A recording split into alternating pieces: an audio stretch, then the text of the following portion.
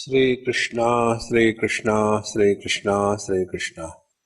Gurur Brahma, Gurur Vishnu, Gurur Devo Maheshwaraha, Guru Sakshat Param Brahma, Tasmai Shri Gurave Namaha, Tasmai Shri Gurave Namaha.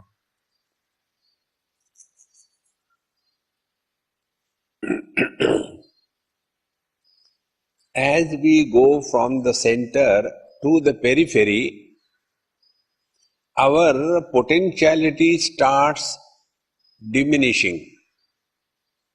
Like, suppose there is a fire in a center, and if we are very nearer to the fire, it will be very hot.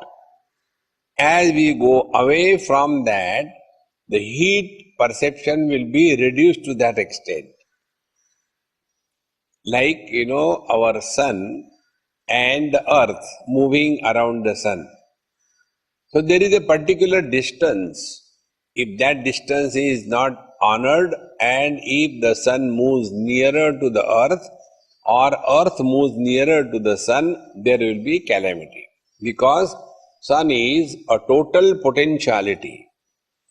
Out of that, a part is received by the earth and the life is sustained. Exactly the same way, the world is nothing but only two things, forms and names. Names are with us, forms are with the world.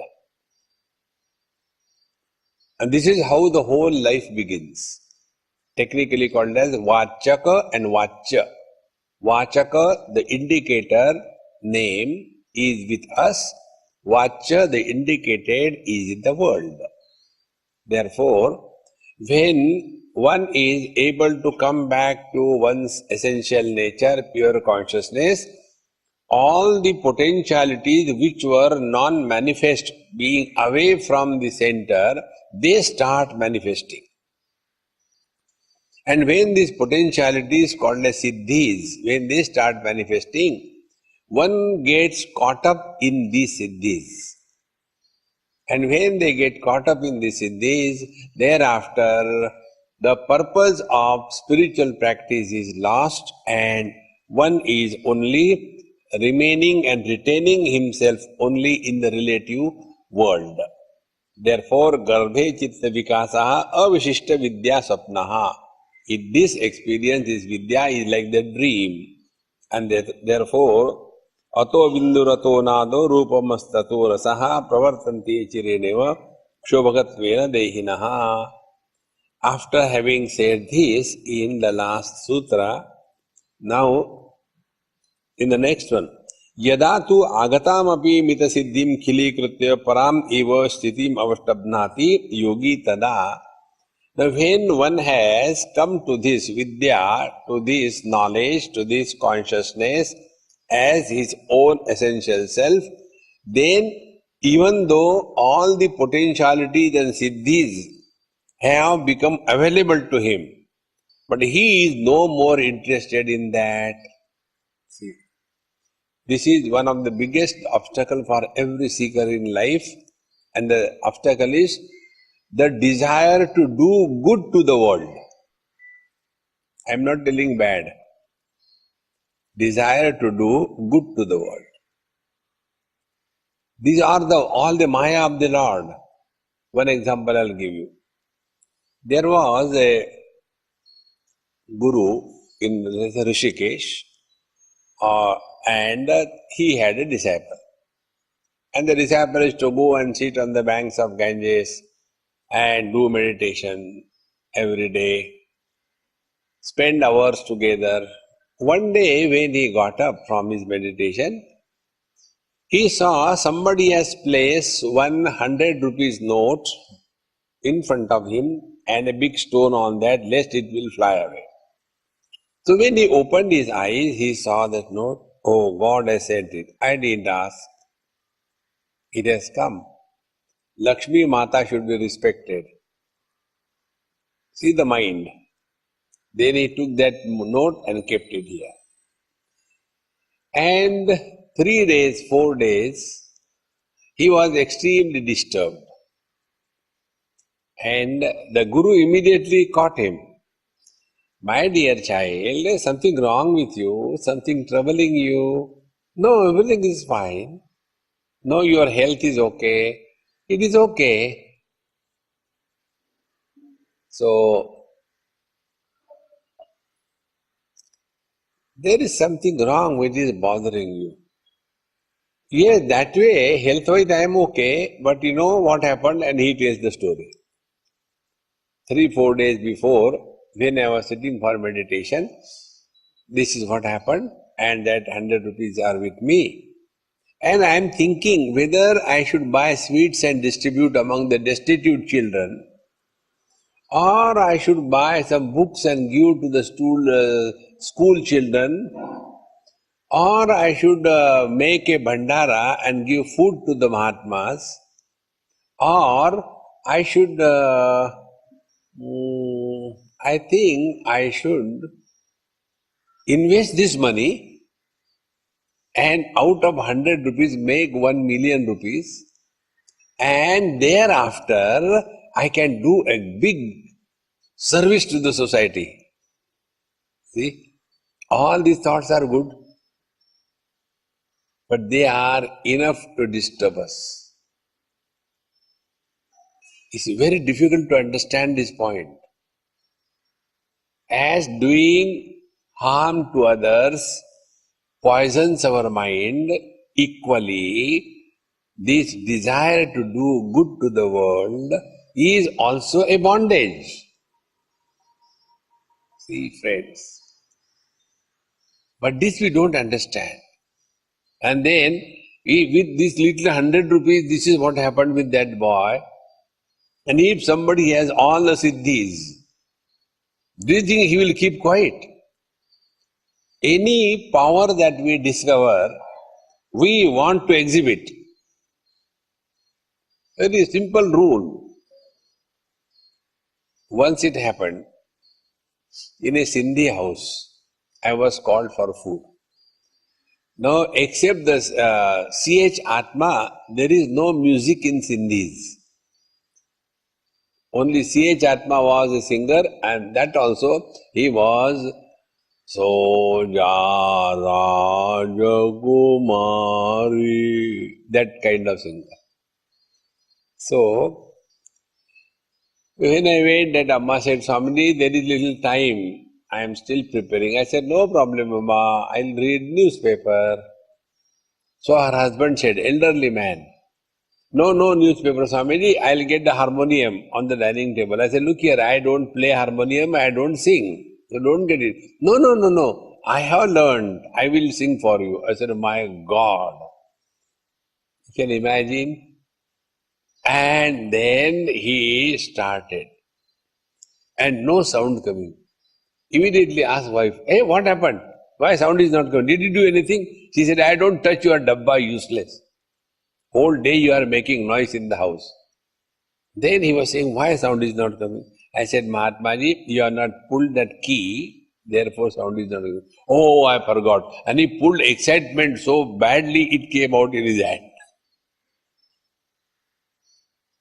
And then he wanted to play Sa-re-ga.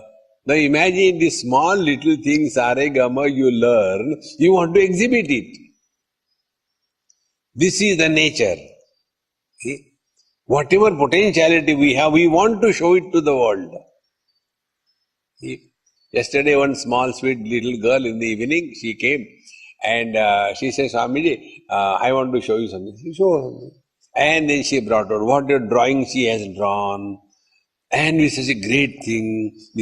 Then naturally children are children, we are not less. Then I was asking, hey, how much time it took for you to prepare this thing? No, Swamiji, only hardly 5 minutes.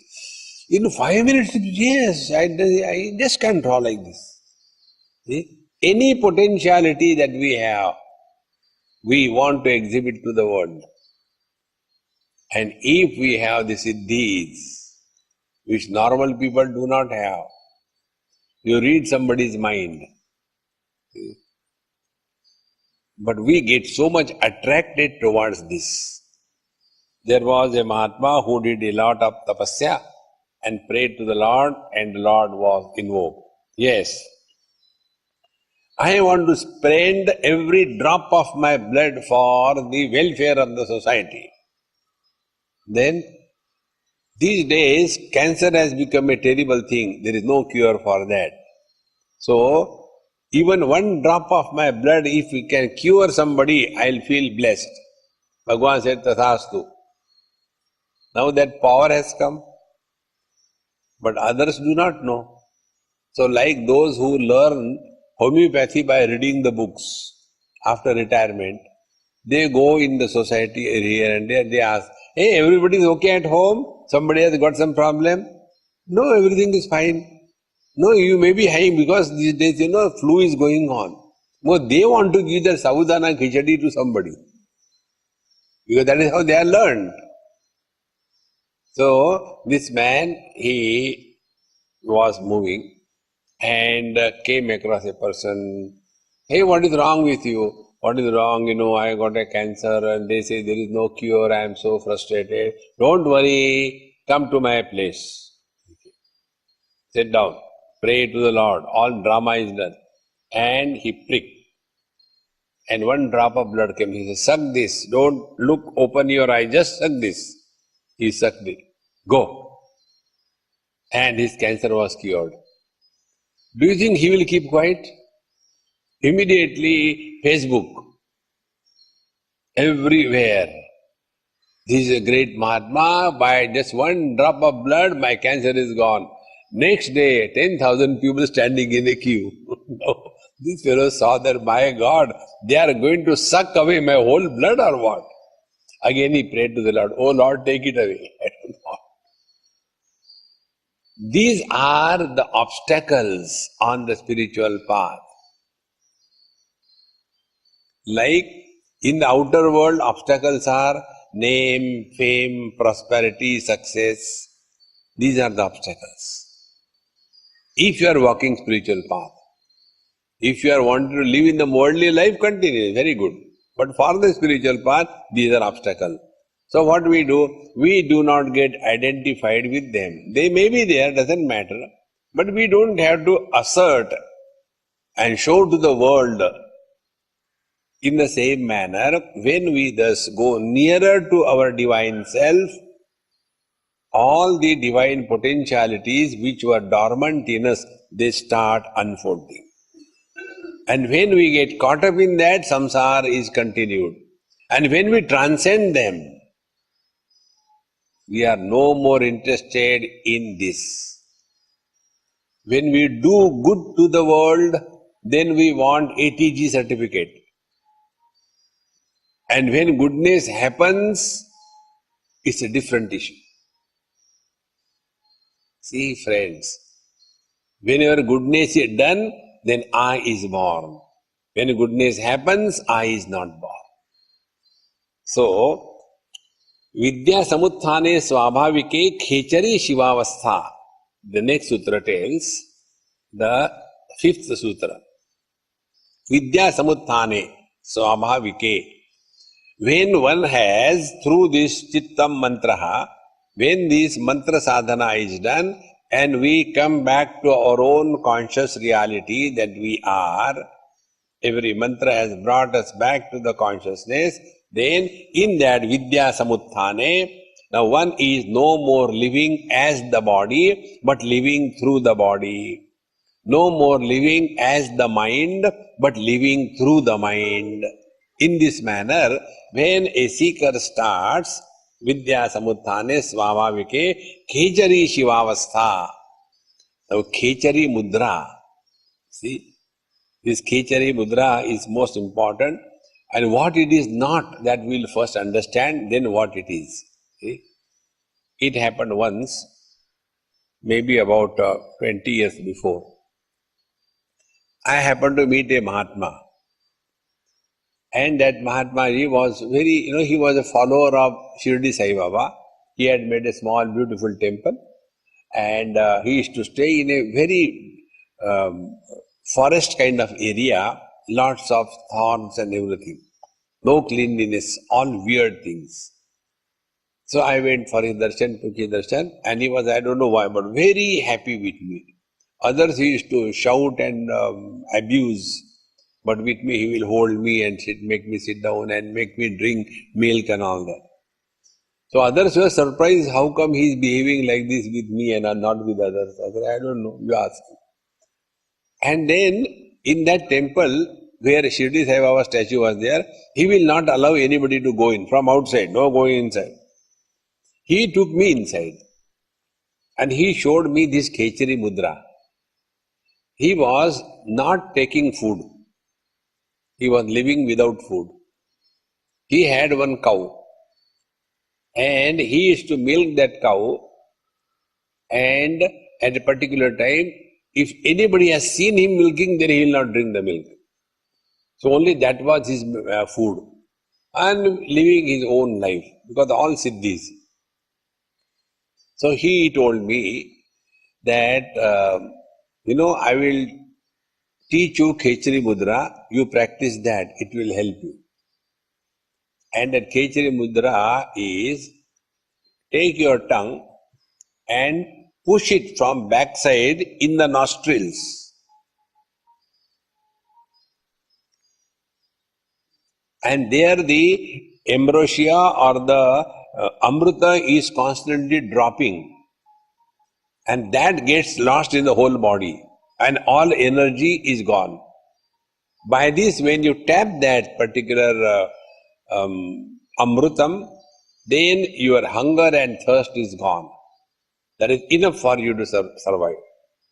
So, what they do, some of them do like this. Below our tongue, there is some kind of anchor so that the tongue doesn't fall out. So, they cut it so that the tongue can come right up to here, like the cows, their tongue comes out so long, they can put their tongue in their own nose. Like that, you can put the tongue from backside into the nose, and in that you maintain it longer and longer time. This Khechari Mudra is perfected. And with that perfection, you conquer hunger and thirst. It doesn't bother you. So, this is what the gross understanding of the Khechari Mudra. Another mudra here the teacher gives, and I tried it for a day or two. I said, this is not my bite. My tongue, if I keep on moving, it will start paining after some time. I said, I can't do that. So I didn't do it at all.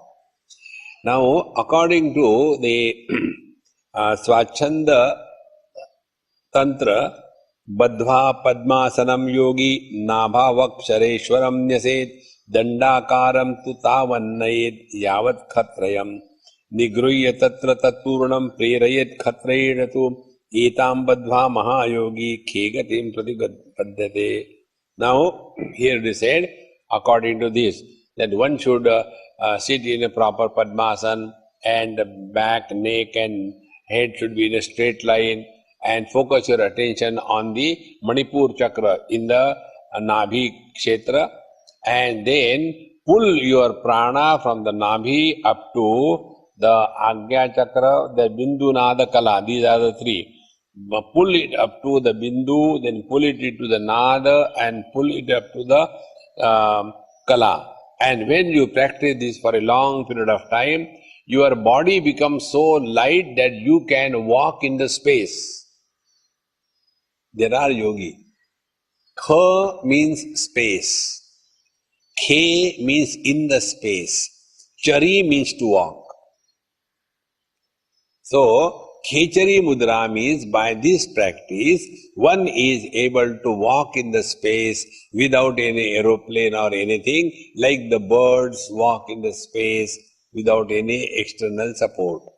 This is Khechari Mudra. And by this Khechari Mudra, naturally you can go anywhere you like. You are not stopped by the walls, anything. You can just go through. See, friends. So, this Khechari Mudra is understood as this. Now, this is not the real Khechari Mudra. Kha means space. Kham ke khani. So, kho is space. Khe chari, which space? Be attentive. It's a very subtle point. There are three spaces. Space means akash. One is bhutakash, the gross space. All the movements are possible in the gross space. If there is no space, like sometimes it happens like I am sitting in the chair. Now in this chair, beyond this arms, there is no space. So I can't move beyond this. So I am tied down. All the movement is possible in the space, number one. So gross space is needed for the movement in the gross, for the movement of the gross world. Second is the mental space called as chittakasha. So the gross space is called a bhutakash, the mental space is chittakash. In this chittakasha, the contents are the thoughts. So all the thoughts are moving in the mind, because the mind is nothing but emptiness. In that emptiness, only the movement is possible. See? That is the second space, chittakasha. And the third space is the chidakasha, the conscious space. Now here it is said, khechari mudra means when we are able to live as gross space, means what? Living as a gross space, what will be the experience? Gross space supports the four elements, but all the four elements are not able to influence the gross space. In Bhagavad Gita, 2nd chapter, Bhagavan Shri Krishna says, Nainam chindanti shastrani, nainam dahati pavakaha, na chainam kledayantyapaha, na shoshayati marutaha. So, the instruments cannot cut the space, the waters cannot wet the space, the fire cannot burn the space, and the air cannot dry the space. So if we do this dharana of the gross space, the net result will be none of the worldly objects can influence us. Their presence and absence is equal. At present, we are the slaves of the worldly possessions. This slavery for the worldly possessions disappears when one practices this bhutakasha dharana.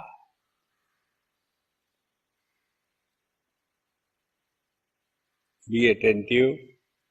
All the thoughts begin after we are identified with the gross body. If the mind is no more identified with the gross body, there cannot be any thought in relation to the gross body.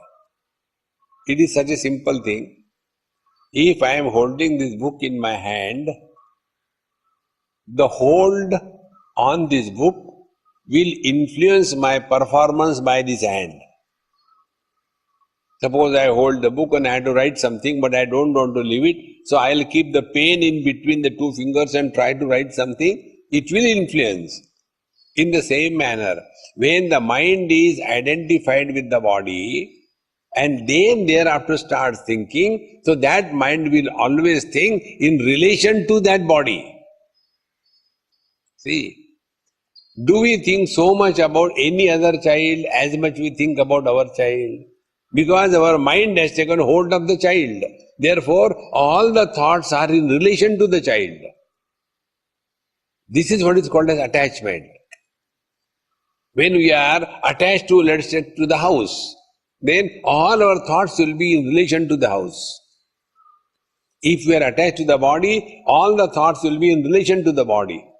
In relation to body, two types of thoughts, the objective possessions and the relations with the people. Therefore, the first dharana, Khechari Mudra, is this. By the mantra sadhana, the mind has become so pure, no more worldly things are attractive. No more worldly relations are problem. Thus, possessions and relations become zero value for a seeker who is practicing this Bhutakasha sadhana.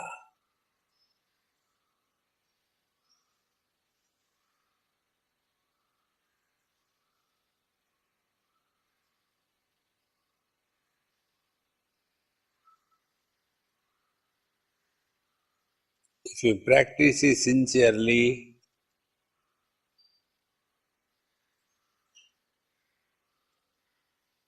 the concept that I am inside the body and the world is outside the body, this concept of in and out becomes redundant.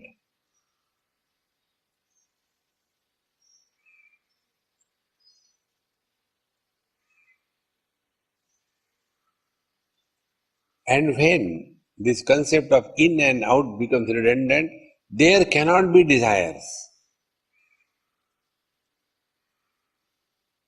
Desires are for that which is not I. I have desires for everything except for me, because I am me. And this I, if this I is recognized as finite, incomplete, then there will be desire for I. But there cannot be desire of I. Because body identification has disappeared, the concept of inside and outside is gone. This is Khechari Mudra. First step.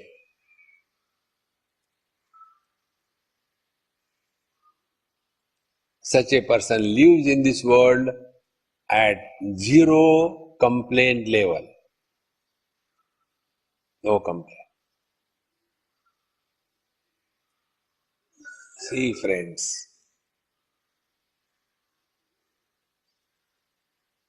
after this is graduated, then we enter the second space, and that is the mental space or the Chittakash. Now the Chittakash has the contents of thoughts. Now one of the biggest problem for everyone is our own mind. As much we suffer because of our own mind, we do not suffer because of anybody in the world.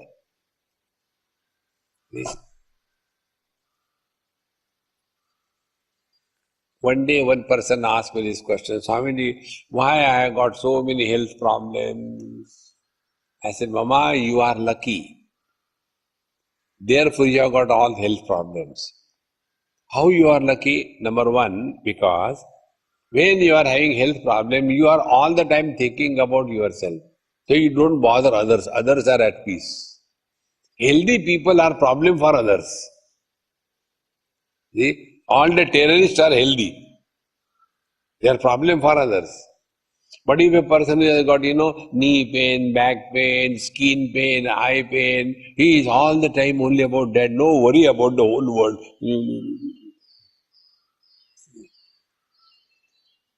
So it is a blessing. Those who get pain, they are God sent blessings to the people around them. So we all the time keep on complaining. Now what are complaining? Nothing but thoughts. So when we practice the second space, the Chittakash, then no thought will ever disturb us. We insist that there are terribly bad thoughts. Whenever I sit for meditation, there are very bad thoughts. Thoughts are thoughts. There is nothing like good and bad thoughts. See, how you look at them. Our insistence that there should not be thoughts in the mind is wrong. It is something like, I don't want any gunda to walk in front of my house on the road. Say, man, it is a road. On the road, everybody walks. How can you insist that there should not be any gunda, bad person walking on the road? To protect that, you take a danda in your hand, stand. The people will start calling you gunda. See, friends, no obsession about any thought. And this will be possible when we take this position. Be attentive. We are told to be indifferent to the thoughts, but instead of remaining indifferent, we become the witness. This witness thing drop from your head. When you witness, you give importance to something which is in front of you. When you are indifferent, you don't care the presence or absence. We have to remain indifferent to the thoughts. Let there be a good thought, bad thought, who cares?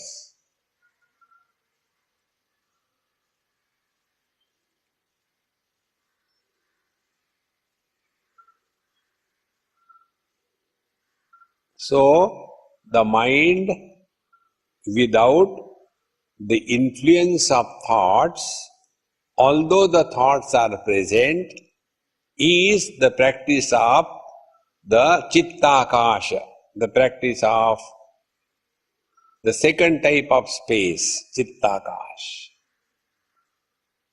Therefore, when yoga says, yoga ha chitta vritti nirodha, don't fight with your mind. It's totally useless thing. Trying to keep the mind shut without any thought is like one student went in his chemistry laboratory and he saw in a bottle mercury was kept. So he wanted to see how the mercury is. Mercury is very heavy metal, liquid metal. So he took it in his hand and it fell and the bottle broke. Now before the teacher comes, he wanted to clear up everything. So he took another petri dish and tried to lift the mercury by his hand and put. He can never do it in his whole life. Exactly the same way. Chitta vritti nirodha, there should not be thought, there should not be thought, there should be. This itself is a thought. There should not be a thought. And we spend our whole life in this impossible undertaking. Therefore, be indifferent.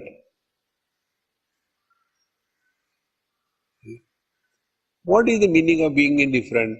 Now, how many times we have been told that you are yourself divine, you are not the body, you are not sinner, you are not born. To that we are indifferent. And that which we should be indifferent to, we are not indifferent. So remain indifferent to every kind of thought. Whether we are tied down by a steel chain or we are tied down by a golden chain, we are tied down. It is a chain. See? Will you say that I may be a slave, but I am tied down with a golden chain? Slave is a slave. See? Therefore, nothing like good and bad thoughts. Drop them. And for dropping these thoughts and remaining as a Chittakasha, the mental space, we have to know the genesis of thoughts. See? Thoughts are born under the following conditions. Number one, there is a sense of incompleteness. We have this notion, I am incomplete without this particular thing. See? Like we have initially in our beginning of our career, Hardly there is any money. So we have got only one bedroom, and in that bedroom, everything, bedroom, kitchen, bath, everything is small, 10 by 10, Bombay type of, a matchbox. They are happy. But then I think I should have one more room. No, it will be better. Then one more room, it will be better. Then a complete bungalow, it will be better. Then there should be bungalow not only in Bombay but also in Khandala. No, not there. Sometime I go to Shimla, I should have a bungalow there also. There is no end to that. See? And this comes only because of sense of incompleteness. So till such time, there is a sense of incompleteness, desires are bound to be born. And the sense of incompleteness comes from where? Only because of body identification. How the body brings the sense of incompleteness? Number one, here I am, there I am not. The limitation of space. First. Second, 16 years I am not more than 16 years. The limitation of time. And 1 ton I am, not 2 tons. The limitation of object. We have imposed the limitation of time, space and object on us by identification with the body. Body has these three limitations. The time, space and object. Till such time we are identified with the body, there cannot be freedom from desires, there cannot be freedom from thoughts. See, friends, therefore the real spiritual practice is this: freedom from body identification. Now, to attain that freedom from body identification, what is needed is start playing. If I is not the body, then what will be the experience like? This is the practice. So, if I is not the body, then this I does not have any shape, no form.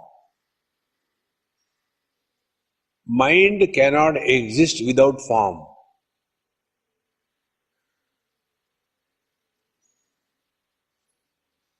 Don't give any form to the mind.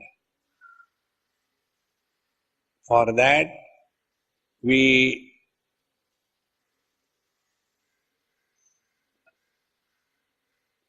play to be space. Space doesn't have any shape, any form.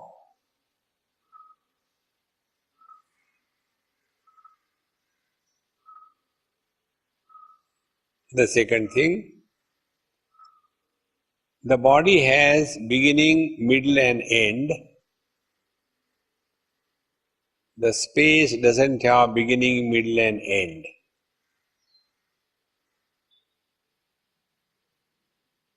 Is it not true that we have no experience of our birth, growth, death,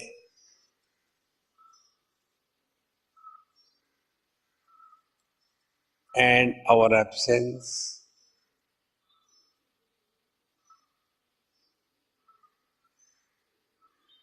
Third, like the gross space, mental space supports all the thoughts, but the mind doesn't get influenced by any thought.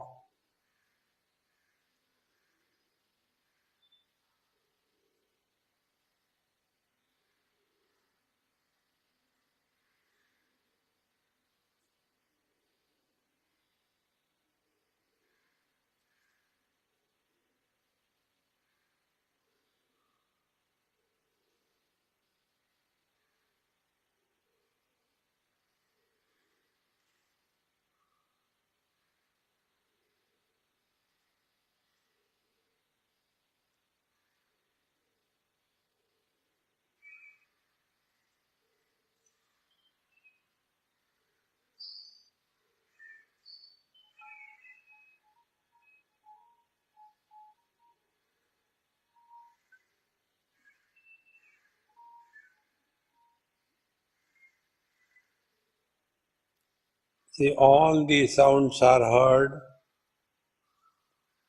but they are not disturbing us.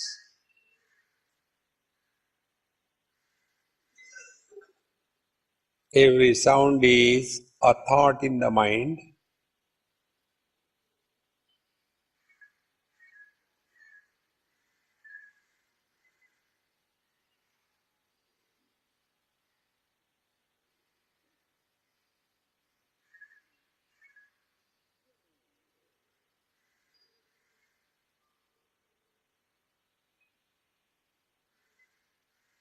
Remaining in this poise effortlessly is the Khechari Mudra. Kha means space, Chari means living. We are living no more as a thought, but we are living as the Chittakash. See, this is the second space. Then comes the third space, the Chidakash. So, for the Bhutakash, the contents were the gross world. For the Chittakash, the contents were the thoughts of joy, sorrows, achievement, failure, etc. And for the Chidakasha, the contents are the waker, the dreamer, the deep sleeper, the husband, the wife, the brother, the father, the mother, the sister.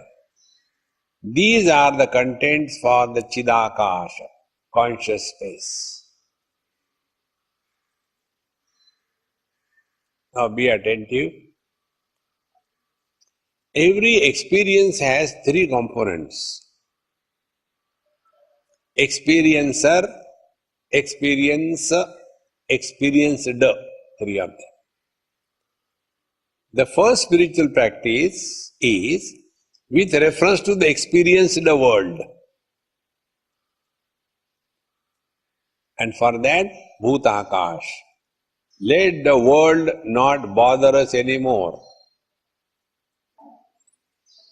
Second spiritual practice is at the level of the experience. Do not talk your past experiences. Do not bring your past in the present. Do not try to solve the non-existing problems of the future. The thoughts will come to a minimum number and slowly die away like the ice cube dissolving in the ocean.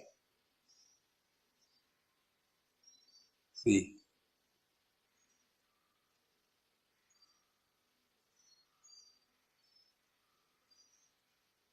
So where is this gross space?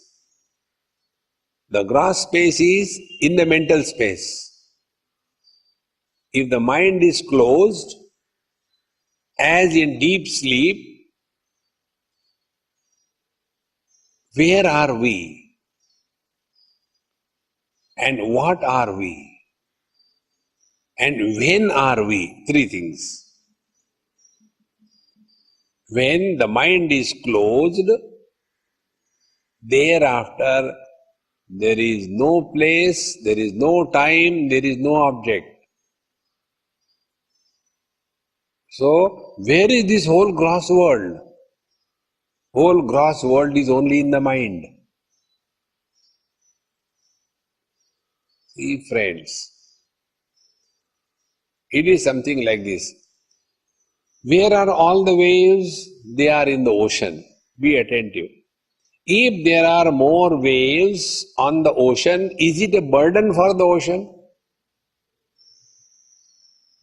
If all the waves have died and there is not a single wave on the ocean, is it a loss for the ocean? Now apply this principle to your own experience. Good experiences have come. Is it a gain to the mind or the Chittakash? If bad experiences have come, is it a loss? No. No experience is a gain or a loss for the mind. Because every thought is born in the mind, remains in the mind, dissolves in the mind. So what is born, what is lost? Nothing. That experience where gain and loss, etc., is equal, non-consequential, is the practice of Chittakash.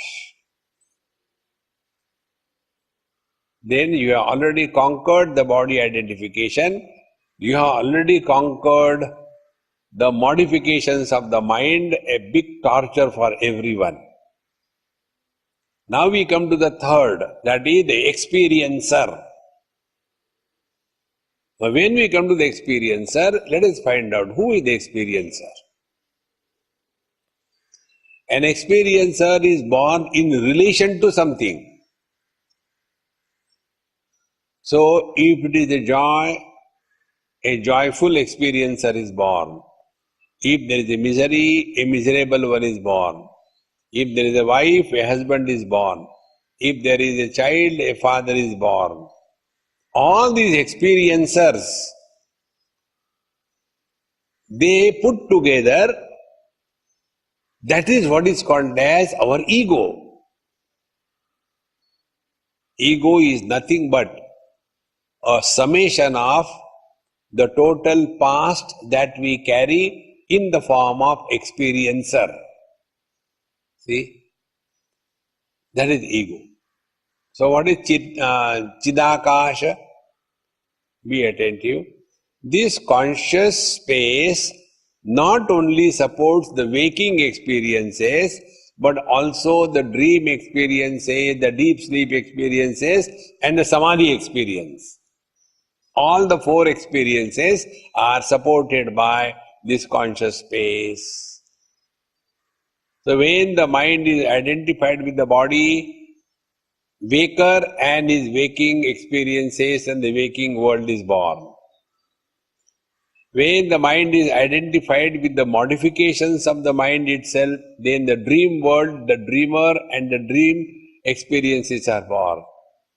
When the same mind is identified with the absence of the earlier two, the deep sleeper with the deep sleep experience of deep sleep is born. And when this is artificially done, a samadhista purusha is born. But all of them are existing only in the Chidakasha, the conscious space. Now to recognize this conscious space correctly, Bhagavad Gita gives a very simple technique. Bhagavan says in the 15th chapter,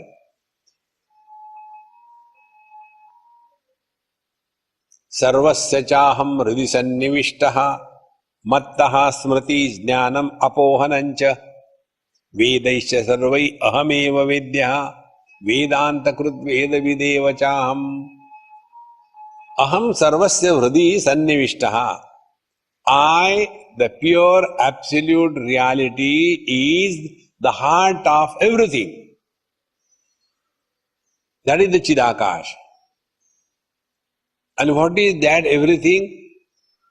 Jnanam, waking experiences of the waker, dream with the dreamer and his experiences, deep sleeper and his experiences of nothingness, and the samadhi person with the experience of samadhi. Mattaha smriti, dream, jnanam, waking, apohanam, deep sleep, chakara, samadhi. All these four experiences are possible only in the conscious space, Chidakash. So if we have to think about our life, we have to include all the four aspects of our life. Normally what we do, we talk only about the waking experiences of the waker. What about the dreamer? What about the deep sleeper? What about the samadhi person? When you try to draw conclusions on incomplete data, the conclusions cannot be valid. Our life is not only waker. Life also includes dreamer, deep sleeper, samadhi. And not only that, our life is from birth to death in the waking experiences, but there also there are many things, but we take only one particular event. And in that event we get so much lost, as if there is nothing beyond it. And thus our life, instead of remaining the infinite expanse, is reduced to a small little cocoon. And we start living only in that. I am most unfortunate, nobody likes me, I don't know what sin I have done. Break that barrier and merge in the total. That is the Khechari Mudra. See, friends, therefore, when we make a statement, I had a good sleep, but in between I had bad dreams, who can make this statement? Enquire. I had a good sleep cannot be said by the waker, because he was not in the deep sleep. I had bad dreams in between. This also cannot be said by the waker, he was not in the dream. And yet this is said. So who says this? This is said by the one who was present in the deep sleep, but he was not sleeping. He was present in the dream, but he was not a dreamer. And he is present in the waking, but the one who is making this statement is not a waker. See, friends, sarvasya chaham hrudi sannivishtaha mattaha smriti jnanam apohanancha vedaischa sarvai ahameva vedyaha. All the scriptures are meant for worthy of knowing. If there is something in this world, find out who you are. See, sarvaihi vedaihi ahameva vidya. Vidya, worthy of knowing. What is to be known in this world? Find out, who am I? See? Aham eva vidya. Eva, that alone, nothing else. See?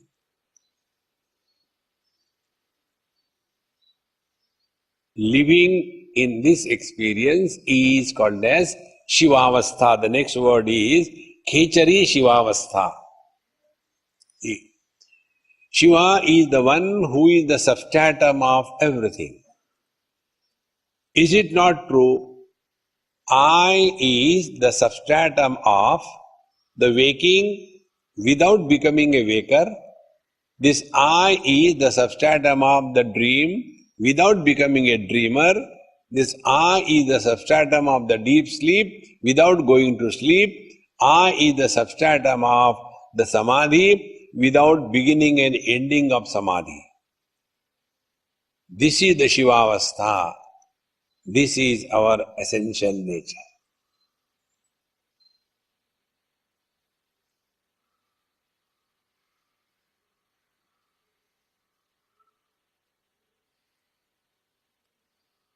Vidya samuthane svabhavike khechari Shivavastha. This is the meaning of this sutra.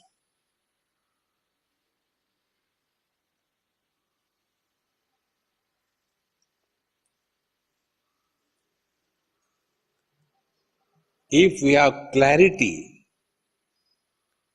then there are no obstacles. If there is no clarity, then we will have only questions. And the questions are mainly objections or complaints. It is not inquiry. See? So the first step on the spiritual path is freedom from body identification. Second step is freedom from the notion that we are a soul or a jiva. And third, assertion of that infinite conscious blissful existence, Aham Brahmasmi. These are the three stages. So the first stage is conquered by Bhutakash. Second is conquered by the Chittakash. Third is conquered by the Chidakash. This is K Chari, K space, Chari Charati, he who is reveling in the space. So, master living in the gross space without getting influenced by the contents of the gross space, for him there is nothing to achieve, nothing to lose, nothing to protect. And this is what a devotee is told in Bhagavad Gita. Ananya chintayanto mam ye jana pariyupasate tesham nityabhiyuktanam yogakshemam vahamyam. Yogakshemam vahamyam means what? Whatever you don't have, I'll provide you, and whatever is with you, I'll protect you. You relax. I'll take care. This is going beyond the contents of the gross space and merging in the gross space, the Bhutakash. See, after this is done, then only we have entry in the Chittakash. See, our condition is like this. We learned driving in a football ground, and there we can drive perfectly all right. And when we go for driving on the main road and we start complaining, there is too much of traffic here, it is better to drive you all the time only on the football ground. No, there you have to simply learn. Thereafter, jump into the main traffic. In the same manner, when we are with our spiritual practice, sitting before the Lord, that time you are on a football ground, learning the driving. But you can't remain there all the time. Then we have to get into the real practice of life. And the real practice is this only. Do not get involved with anything or anybody in this world. Don't create friends, don't create enemies. Two things. One is sangraha. Sangraha is parigraha. Parigraha is accumulation of things. That is with reference to the waking experience. We have too many things accumulated around us. So much that we have no place to move around. See? That is, to conquer that, to give up the body identification and live as a Bhutakash is the first step. Then the second step is Sambandha, relationships. Relationships are not at a physical level, they are at a mental level. See? So, the second problem that we suffer in life is carrying the burden of relations. So, drop these relations by giving up biasness in the mind. When it is my daughter, she is the best one. But when it is my daughter-in-law, she is the terrible one. Are Ram Ram. This is how the mind is playing tricks. And we don't understand it. See, we think others are furniture. See, such people who are not able to keep relations, healthy relations with the human beings, they have dogs as their pets. Keeping relationship with a dog is easier than to keep relationship with the human beings. With the dog, whenever you are in a mood, you can go and hug and kiss and sleep with the dog. But when you are not in a mood, you kick the dog, that poor dog goes back. And after your liquid spiritual goes out and you become normal, again you call Tommy, and Tommy comes hugging and again wagging the tail. Try this thing with a human being. Those who have failed to love human beings They run after dogs. See? I was in which place? Spain. And after my morning session, we went for a walk on the beach, very long, Barcelona, very long beach, almost 4-5 kilometers.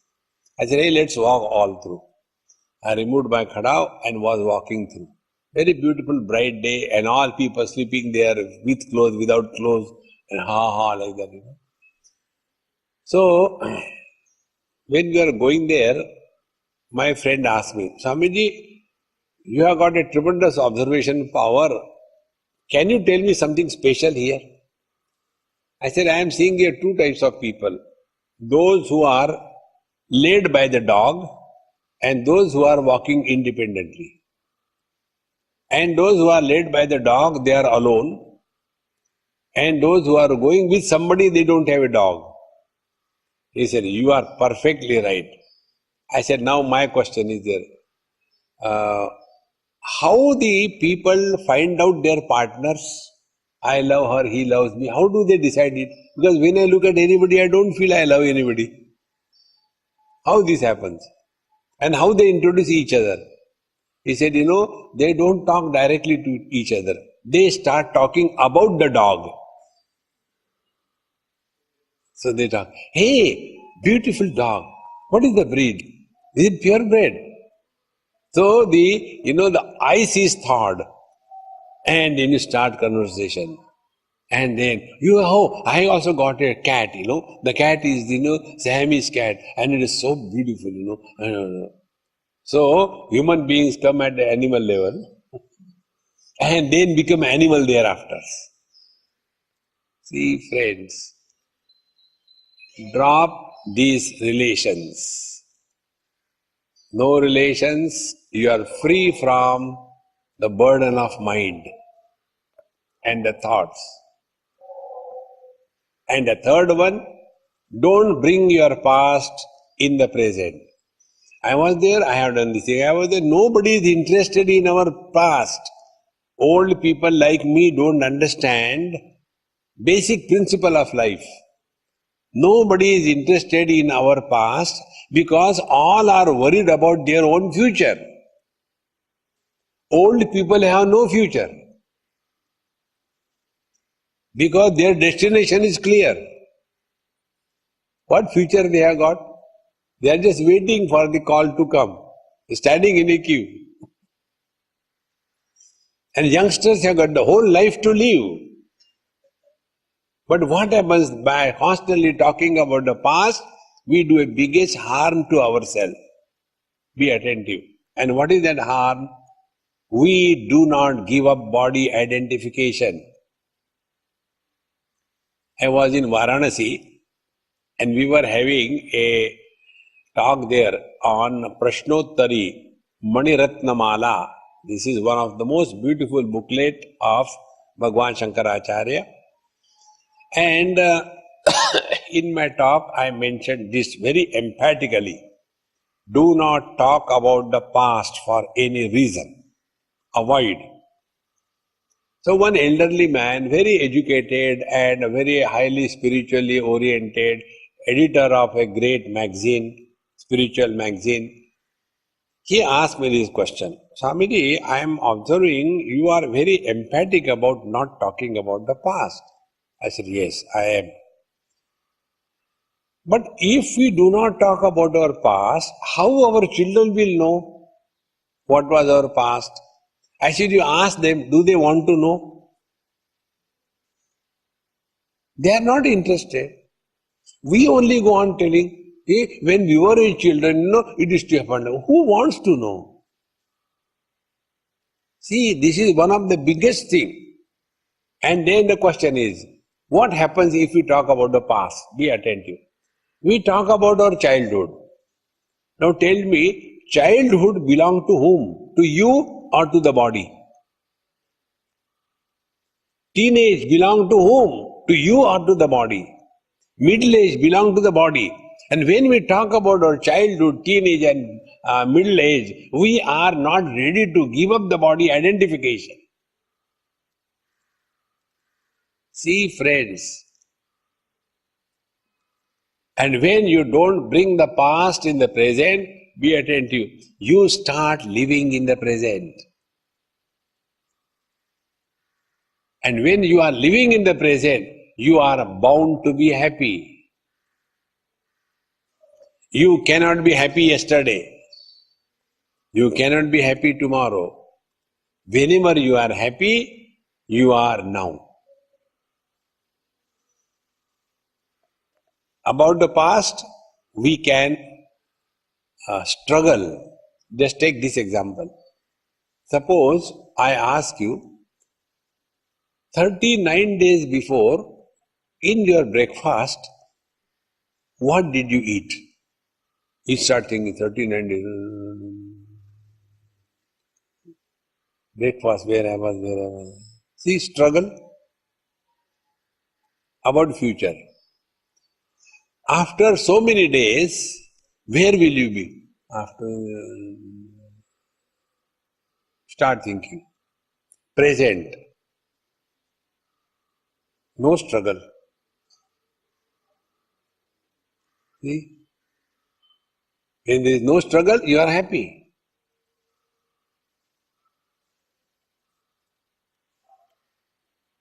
Those who are depressed, dejected, they have got one of these two problems. Either they are living in the past, or they are worried about the future. And both of them have no meaning in the present. See, this is how Khechari Mudra means start living gross space, mental space, Chidakash. And when you read the Chidakash, Shivavastha, you have discovered your divine presence that you are. This is the technique told here in this simple sutra. Vidya Samuthane Svabhavike Khechari Shivavastha. Om Purnamadaha Purnamidam Purnaat Purnamudachyate Purnasya Purnamadaya Purnamevavashishyate. Om Shanti Shanti Shanti. Harihi Om. Sri Gurubhyo Namaha. Harihi Om.